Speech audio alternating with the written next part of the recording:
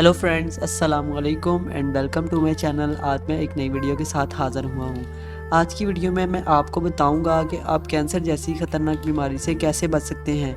तो आप ये जानने के लिए वीडियो को एंड तक देखें और कहीं से स्किप ना करें। और अगर आप मेरे चैनल पर नए हैं तो जल्दी से मेरे चैनल को सब्सक्राइब कर लें ताकि मेरी हर आने वाली ऐसी नई वीडियोज़ आप तक पहुँचती रहें।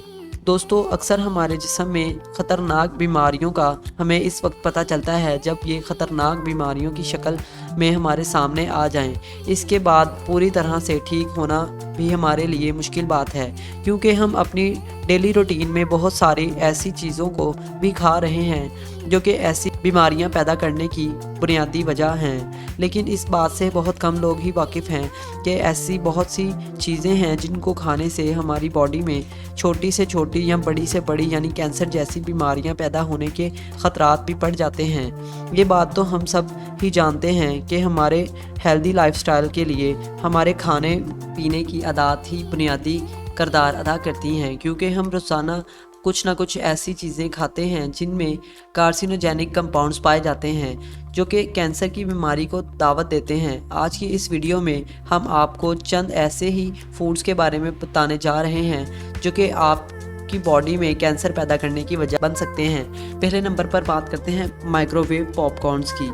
हम घर पर बनाए जाने वाले पॉपकॉर्न्स से हटकर माइक्रोवेव में तैयार किए जाने वाले पॉपकॉर्न्स की बात करें तो इनमें वो सारे कंपाउंड्स पाए जाते हैं जो कि दो खतरनाक बीमारियों के पैदा होने की वजह बनते हैं, जिनमें सबसे पहले इनफर्टिलिटी यानी कि बांझपन को बढ़ाते हैं, और साथ ही इसमें मौजूद कंपाउंड्स पैंक्रियाज के कैंसर के अलावा लीवर के कैंसर का भी बायस बनते हैं, क्योंकि इनको बनाने के लिए बहुत सारे ऐसे कंपाउंड इस्तेमाल किए जाते हैं जो कि इनको एक लंबे अरसे तक एक्सपायर होने से बचाते रहें, और ये कंपाउंड्स हमारी सेहत पर बहुत बुरे असरात डालते हैं। इसीलिए पॉपकॉर्न्स को खाने से परहेज़ करें, क्योंकि ये आपको कैंसर की बीमारी में मुब्तला कर सकते हैं। इसके बाद हम बात करते हैं प्रोसेस मीट की। इस बात से तो सभी लोग अच्छी तरह से वाकिफ़ हैं कि प्रोसेस की हुई चीज़ें हमारे लिए बिल्कुल अच्छी नहीं हैं, और ज़्यादातर फास्ट फूड्स में इस्तेमाल किया जाने वाला प्रोसेस्ड मीट भी हमारे लिए काफ़ी ज़्यादा नुकसानदायक साबित होता है, क्योंकि इसको लंबे अरसे तक ख़राब होने से बचाने के लिए और इसके जायके को बरकरार रखने के लिए इसमें प्रिजर्वेटर्स शामिल किए जाते हैं जो कि इनको फ्रेश बनाने के लिए मदद फराहम करते हैं, और साथ ही साथ इसमें सोडियम नाइट्रेट को भी शामिल किया जाता है जो कि ख़ास तौर पर कैंसर को पैदा करने का बुनियादी बायस बनता है।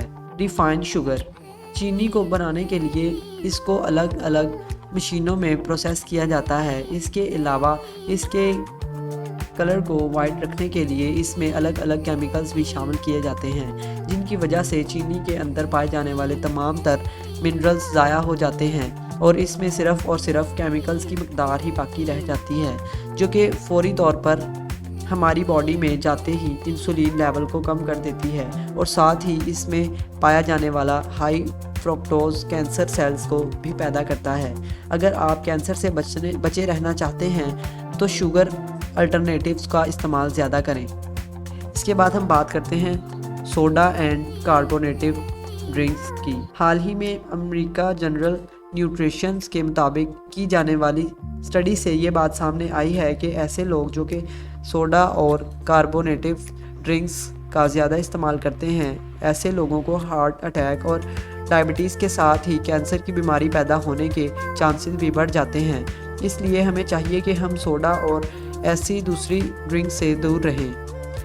अगली जो चीज़ है वो है जेनेटिकली मॉडिफाइड फ्रूट्स।